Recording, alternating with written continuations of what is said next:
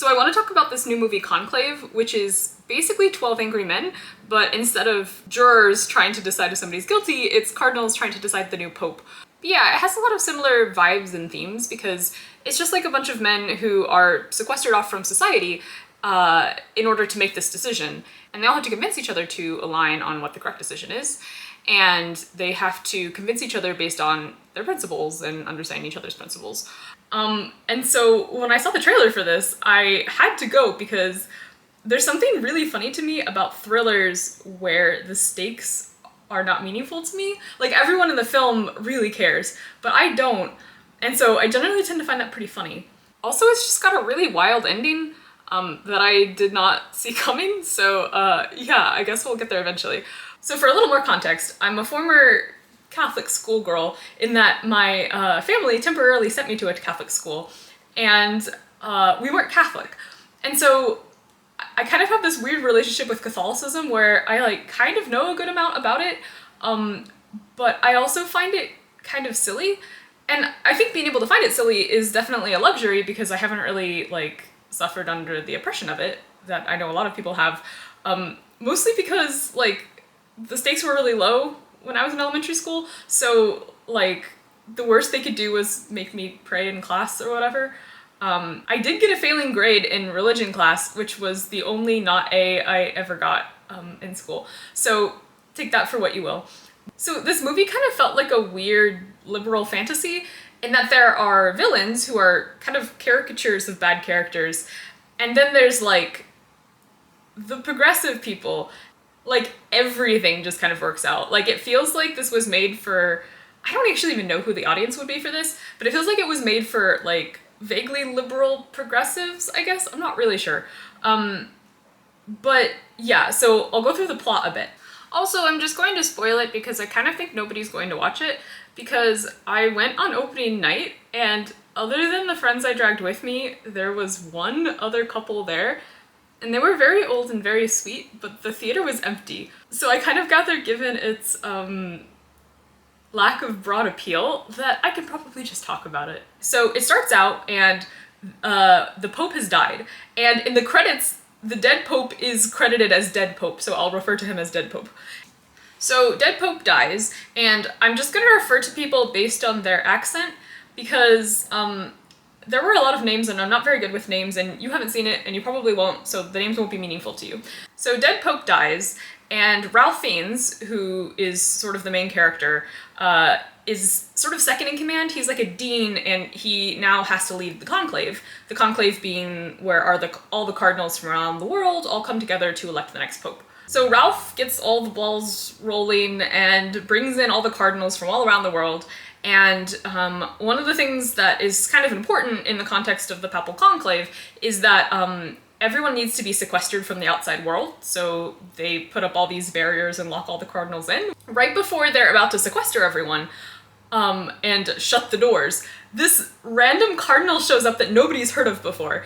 So the secret last-minute cardinal is this guy who had been stationed all over the world in all these different war zones, and I guess he's originally from Mexico, but his most recent station where he got elevated to cardinal was in Kabul, and so he was granted cardinalship in pectore, which means basically in secret because, like, Kabul and Afghanistan are not really the best places to be Catholics. So okay, that's fine. That makes sense, I guess. But nobody knows who he is, and he just kind of shows up last minute. So that's kind of hilarious. So now they go ahead and sequester all the cardinals from the outside world, except for Ralph's assistant, who for some reason is able to come and go and like dig up dirt on the cardinals who might be elected. And honestly, I'm not really sure why he's able to come and go. I don't know if that's like a artistic liberty or if that is actually something that could happen. But everyone but the assistant is now sequestered and cannot talk to the outside world, so great. So now the question is, who are the likely candidates for the papacy? And like I said, I'm just gonna refer to them by their accents. So to start, the most popular is the Nigerian cardinal, who I guess is pretty like middle of the road in terms of his policies, except for anything related to homosexuals, where he wants them to be imprisoned and then go to hell.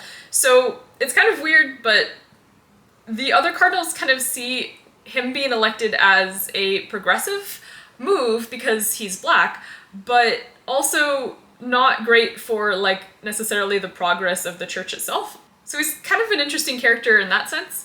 He does seem to be pretty sincere in his faith for what that's worth, but we'll get to that later. So the second option is the Italian cardinal, and he's basically the guy who stands for traditionalism. He thinks that the church has completely eroded in the last 70 years because of its progressive policies, and that's basically leading the church into chaos. And he's characterized as kind of an asshole. Like, he whacks his assistant and is just generally kind of a jerk to everyone. He's also obviously really racist and thinks that the liturgy should go back to being in Latin, all that sort of thing. Italian cardinal is kind of the guy that everyone's rooting against. And by everyone, I mean Ralph, I guess. Ralph and his friends. So then we have the American cardinal, who I kind of gather was maybe modeled after the real Cardinal Theodore McCarrick, who Pope Francis defrocked due to decades-long sexual abuse of teenage boys. So I'm pretty sure he was vaguely supposed to bring up the idea of him. Also, the actor who plays him in this film looks almost exactly like Mitch McConnell, and so every time I saw him, I'd just be like, oh yes, Mitch McConnell. Anyways, so I'll just call him Mitch because, you know. Anyways, he's played by John Lithgow. So Mitch's whole deal is that he is maybe okay. I don't actually know what he stood for because he, out the gate, is clearly, deeply involved in some kind of scandal. He's the last person to meet dead Pope before dead Pope dies, and the meeting with him seems to have been really contentious. Somebody actually comes forward before the sequestering and tells Ralph that in their last meeting, the dead Pope and Mitch, the dead Pope actually defrocked him and forced him to resign based on allegations that would soon become known. So that's a pretty big plot thread from the beginning, what's up with Mitch, and should he even be at the Conclave? So then last we have Stanley Tucci, who is, I guess, just a really liberal American. He is sometimes so liberal that I'm kind of confused as to why he's a Catholic. I don't know, I guess you can be really liberal and Catholic, but I feel like at some point, if you're that against a lot of the church policies, it kind of begs the question why you're still with the church, but I don't want to judge. But yeah, he's just a really liberal American guy, so that's cool. But he's basically kind of the polar opposite of Italian guy, which, I don't know, sure. So now we get into all the drama. So I mentioned how somebody warned Ralph before the sequestering that Mitch was potentially defrocked before the Conclave. So Ralph basically corners Mitch in a room and asks him if this is true. And of course, Mitch just denies it in the least believable way possible. He's like, oh, well, of course not. The Pope, dead Pope, absolutely loved me. You know, that meeting was actually very precious to me because it was him telling me how awesome I am. So, obviously, no. And then he's like, oh, well, the guy who told you, he's probably been drinking. You know how he is with liquor. When people drink, they just make up implausible scenarios. Yeah, okay. If he had been oh, the guy who told this, blatant lie about me being defrocked was ambitious or sided with someone else, at least I would give that some credence. But, it's not like drunk people go around and, tell detailed factual statements about last encounters with dead popes, so I don't know about that. But Mitch basically completely denies it, and I mean, since they're sequestered from the outside world, and dead pope is dead, Ralph doesn't really have any proof, so then the second thing that happens is Ralph and Stanley Tucci meet up and basically are friends and allies, and they agree that Stanley has to win because somebody has to take on Italian Cardinal. So, okay, they agree to get all of their supporters to vote for Stanley, which makes sense. So then, before the first vote, since Ralph is the dean leading the conclave, he's the one who, in the mass, that I guess is sort of blessing, the mass being like a church service, blessing the conclave, he gives a homily. And so his homily starts out very, like, traditional, like, oh, let's do our best to elect a great pope.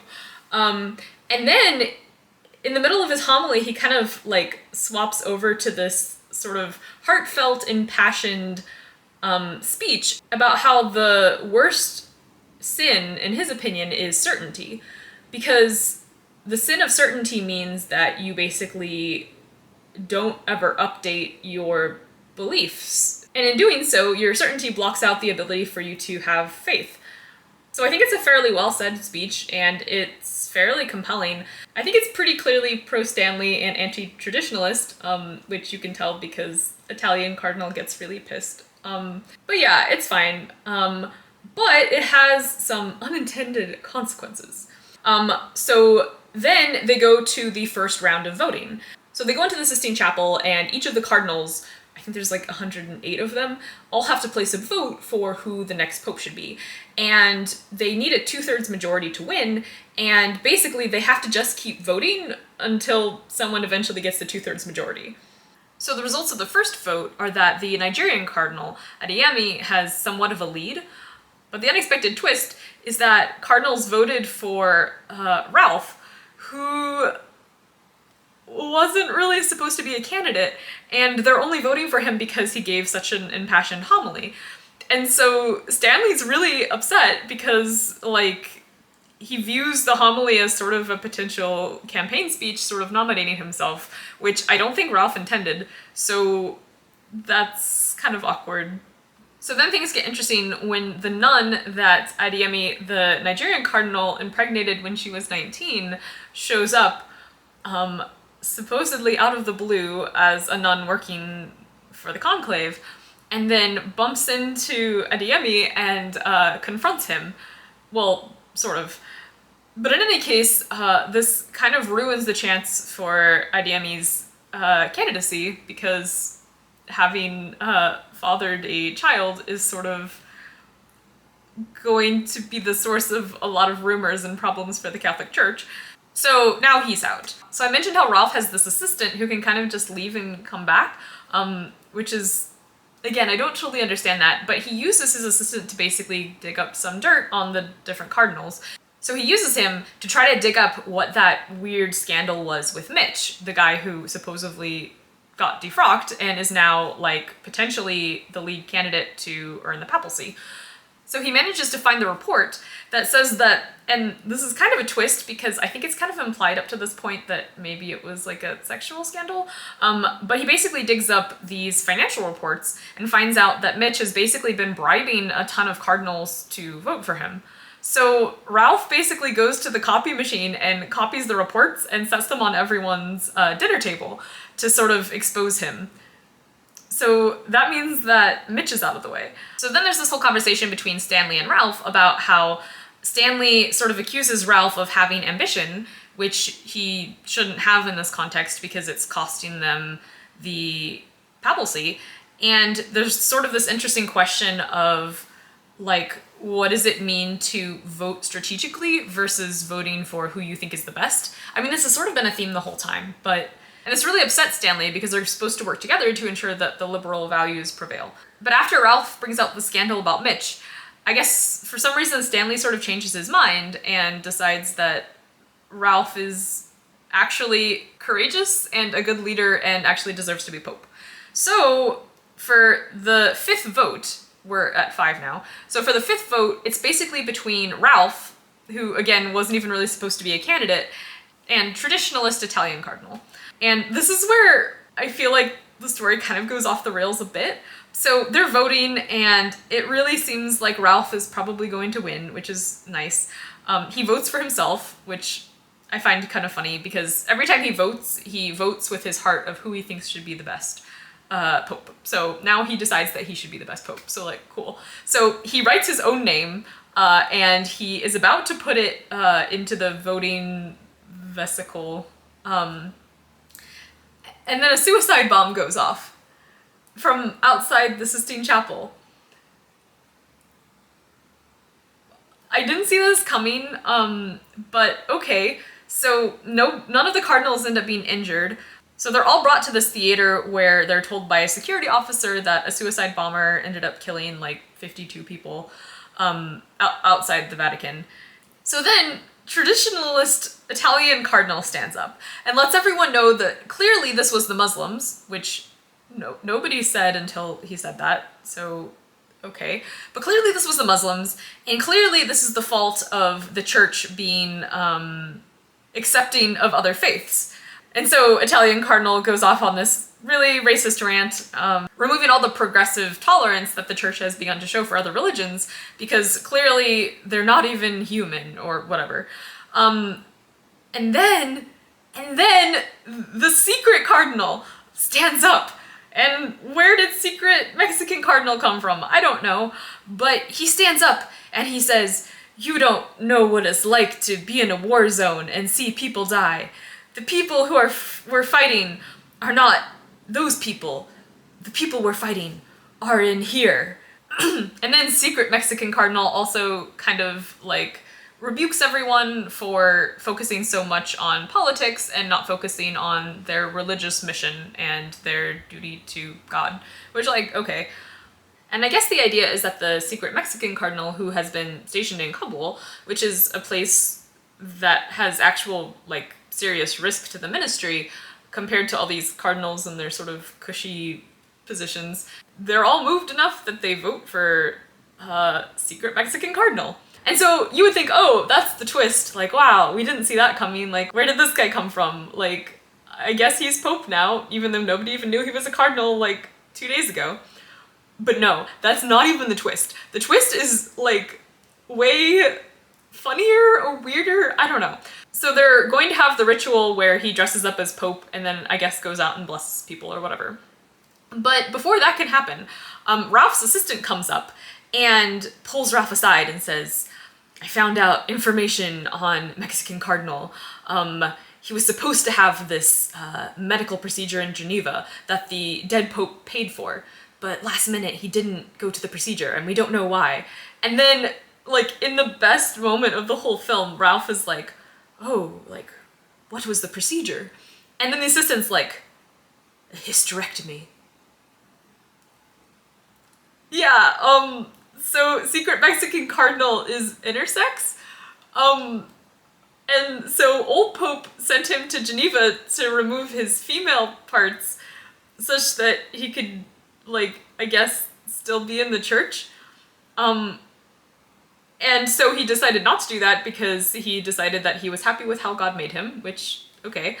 And so this is, like, the end of the film. Like, there's not really a denouement from this. Like, Ralph kind of just looks concerned, and then when he realizes that the dead Pope was okay with this and knew about it, he decides he is also okay with it. And so the last shot of the film is Ralph looking out over a courtyard and seeing, like, several nuns walking and laughing. And that's it. That's the end of the film. Okay. So now let's get into the parts of it I liked and I didn't like. Things I did like. I thought a lot of the acting was really subtle, which I appreciate. I will say that, like, I'm pretty sure a good 70% of the film is just, like, close-ups of Ralph's face looking sad and stressed and contemplative.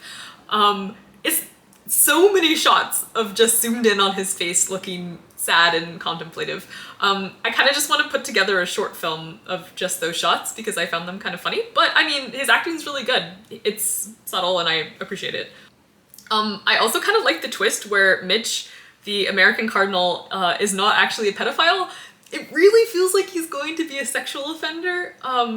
Just given, I think, the way he protests.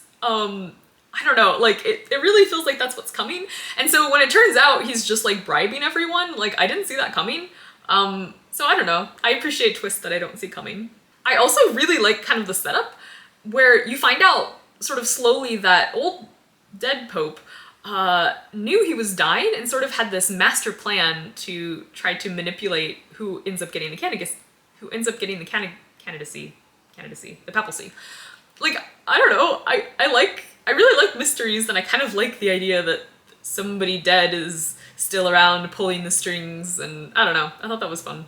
It doesn't really get fleshed out. There's some weird implications that maybe old Pope was somewhat murdered. Like, he dies of a heart attack, and like Mitch is kind of the last person to have a meeting with him, which is kind of weird. But I think there's also this weird implication that maybe like Mitch worked him to death, because they also mentioned that Dead Pope's schedule was like completely full up until when he died, and I guess that's Mitch's fault somehow. I don't know. I don't think Dead Pope was murdered, but I think he knew he was going to die and tried to ensure that his successor was who he wanted it to be. Okay, the other thing I really liked is that when Stanley is confronting Ralph about the fact that he absolutely secretly wants to be Pope, they have this discussion where they admit that all cardinals have secretly picked out their future Pope name. So for context, when a cardinal becomes Pope, they get to pick out a Pope name. So like John Paul the Seventh, or I don't know, Francis the whatever. Like it's not actually their name, it's their Pope name. And so yeah, they basically confirm that all cardinals have secretly picked out their future Pope name in case they get elected. So I found that kind of funny. And it inspired me to come up with my future Pope name. I don't think I'm a candidate, but you know, the church is getting pretty progressive in this version of reality where they're allowing people with women's sexual organs to hold office in the church, so I don't know. And then the last thing I liked was Ralph's impassioned homily about how certainty is a sin and hinders faith. I generally like this idea, maybe not so much in a Catholic context. I feel like it's a lot weirder in a Catholic context because I feel like in Catholicism there's a lot of stock put into the importance of tradition, the importance of the Word of God. There's also importance put into like the mysteries and meditating on trying to understand them. But I like it a lot as sort of an idea outside of Catholicism just for people, in the sense that like one of the worst things you can do as a person is to become so confident in your beliefs that you're not willing to update based on new information. So I don't know, I like that. But now we can get to the things that I didn't like or thought were really weird. Okay, so in the trailer there's this nun who seems like she's going to be really cool. Like, she says something like, oh, despite the fact that we nuns are supposed to be invisible, like, God did in fact grant us with eyes and ears. And so I was like, oh shit, like, she's going to, like, do something crazy or whatever. But I will say that if you watch the trailer, that is the entire existence of the nun in the film. She doesn't actually have that many scenes, so if you watch the trailer, you have seen the nun in the film, so that's nice. But also kind of a bummer, because I kind of liked the idea of her being able to leverage her invisibility to, like, do crazy political shit. I don't know. So, whatever. So then I have some, like, nitpicks with the, like, story itself. So the dead Pope says to the guy who warns Ralph about Mitch and his bribery that the investigation and the findings of Mitch's misconduct would soon become public or something. And so the thing that was weird to me there was that I don't know of any reason why the bribery would ever become public.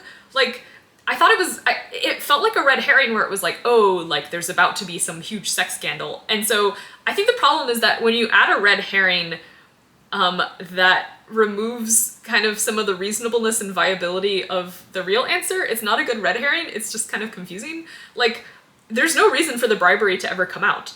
The report was actually withdrawn, and the only reason they were able to get documentation of the report was because Ralph goes into the Pope's bedroom and, like, opens up his bed frame and, like, finds the report or whatever, but, like, it's not like it was, like, pending becoming public. I also don't really understand why dead Pope hid the evidence in his headboard. Like, he just did that. I'm not really sure why. Okay, another thing that really bothered me is the bombing. It kind of just comes out of nowhere. It's also, like, perfectly timed. Like, right as poor Ralph is about to put in the vote for his own name.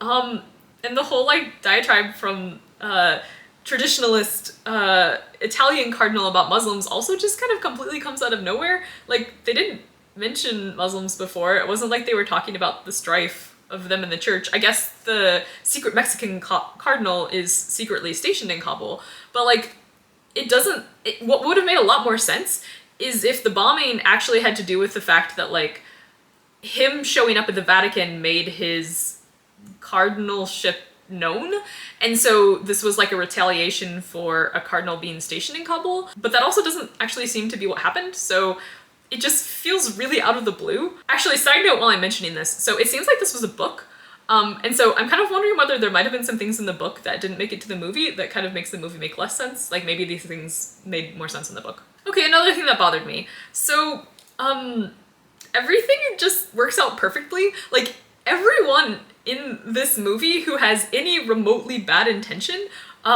is perfectly foiled. Like, Nigerian cardinal who has secret, like, baby, like, oh, nope, he's gone.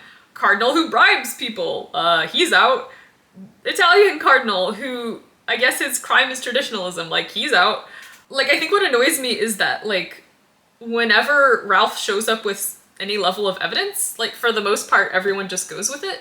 And I feel like these are not, like, Mitch protests as though this is not true, but then he has, like, the printed out copies of the, like, bank statements showing the bribery, so everyone just goes with it.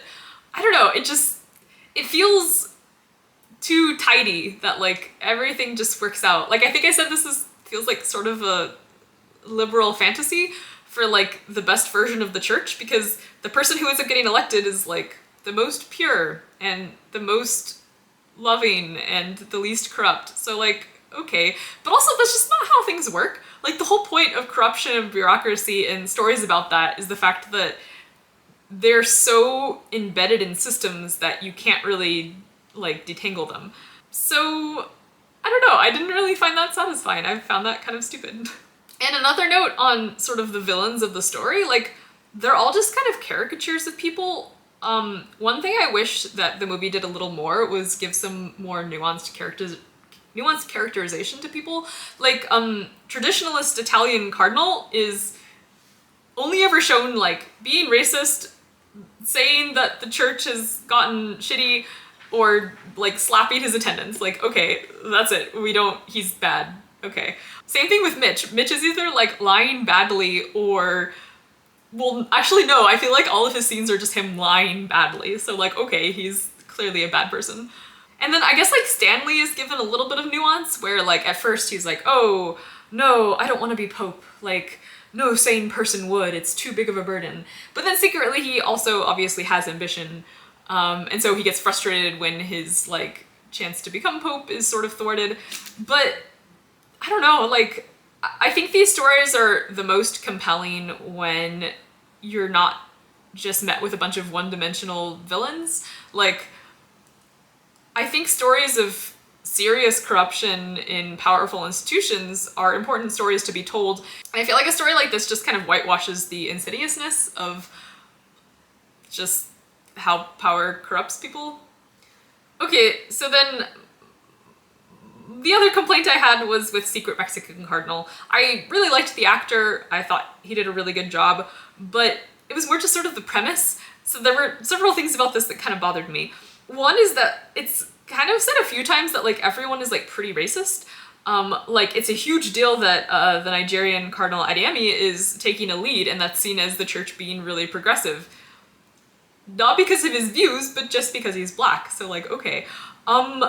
But it kind of seems unreasonable to me that these cardinals are able to all rally around this guy that nobody knew existed. Like, there are enough kind of racist and traditionalist people that it just, I don't know, it seems a little bit unlikely. Another thing that bothers me about him is that, so throughout the film, there are people speaking Latin, which kind of makes sense because, like, the cardinals know Latin, it's the liturgy, so, like, okay. And then people speak Italian, which also makes sense, like, the papal see is in Rome, so you would expect, I guess, most of the cardinals to know Italian. And then people speak English, and I think that's less related to the church, but I guess a lot of people speak English, so okay. But Secret Mexican Cardinal, just kind of speaks in Spanish, and I'm not convinced everyone knows Spanish. He'll start something impassioned in English, and then midway through he'll swap to Spanish, and we get the subtitles, but I kind of just imagine that the moment he stops to Spanish, like everyone stops understanding him, or at least like a good amount of people, because it's shown that like despite the fact that obviously there are a ton of Catholics in Spanish-speaking countries, like there are also a ton of Catholics that aren't, and potentially don't speak Spanish, and I could be wrong on this, like, I don't know, maybe as a cardinal you just are required to know a lot of languages, but I don't know, it still felt to me like every time he swapped to Spanish, like half the people there probably stopped being able to understand him, but I don't know. But the last thing that kind of bothered me about Secret Spanish Cardinal is this idea that like the way to really be progressive as the church is to have somebody who's intersex, because like if that's God's will, then that means that like it's leading the church down a better path. And there's also this weird kind of implication at the end that this cardinal who identifies as male but has like female sexual parts will somehow be like more pure and will like do a better job like leading the church. I don't totally understand where they're coming from with that. Like that's kind of a weird takeaway. Like, is this like a spiritual thing? Like the Immaculate Conception, except it's like, oh, God gave this one person both sex organs, so like they'll be able to better lead the church to be more progressive because they'll have more respect for women. Like one of the notable things about the Secret Spanish Cardinal is he's asked to give a prayer near the beginning, and he like thanks the nuns for like all of their work, like serving all the food or whatever, and like the nun from the trailer like smiles like, oh, finally, like someone appreciates me. So I guess you have to have like female sexual parts as well to be able to appreciate women. I don't know, I had a lot of questions on that one. But since I don't want to be a total bummer, I'll sandwich my good and my bad and bring back a good, which is that, man, like this might be now my favorite moment in any film that I've seen in a theater, and to be fair, I haven't seen a film in theaters since Everything Everywhere All at Once, but the moment where the assistant tells Ralph, like, oh yes, like he had a procedure. It was a hysterectomy. Like, there was like a chain of gasps as like people like kind of processed what that meant. That was just magical. Like, there weren't a lot of people in the theater, and by a lot, I mean there were like 6 total, but just like, it was just like this beautiful cascade of like, like, oh, like, it was great. I kind of wish it had been a full theater so it could be sort of like the wave of like, oh. Yeah, I thought that was great. In any case, I enjoyed it. Yeah, I don't really watch films. I mostly picked this one because I was like kind of fascinated how they would manage to tell a psychological thriller to a general audience about like the papal conclave.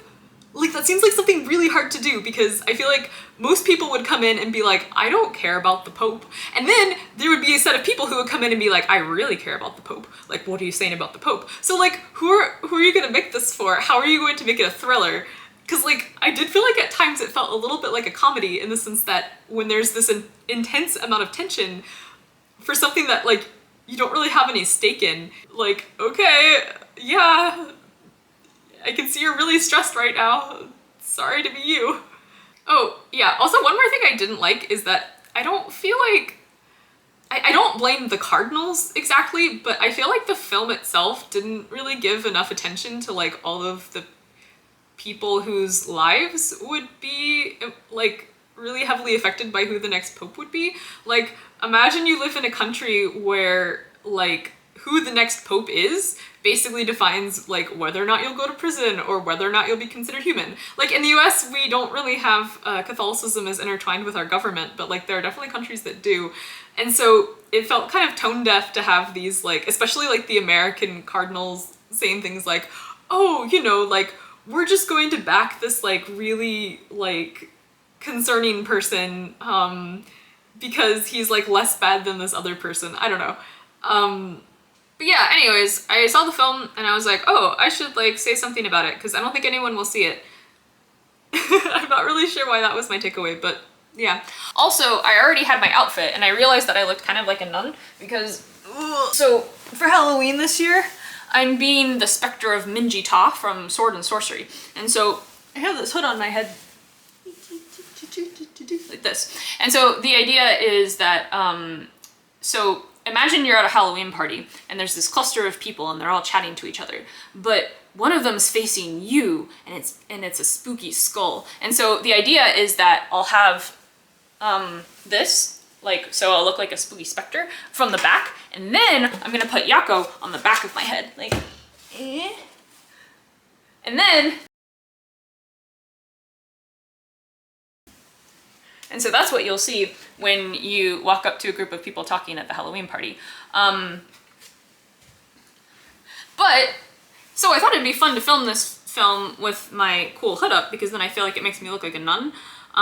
But then it got really hot, and also it kind of just looks like a sheet because this isn't a cool party environment, so yeah, anyways.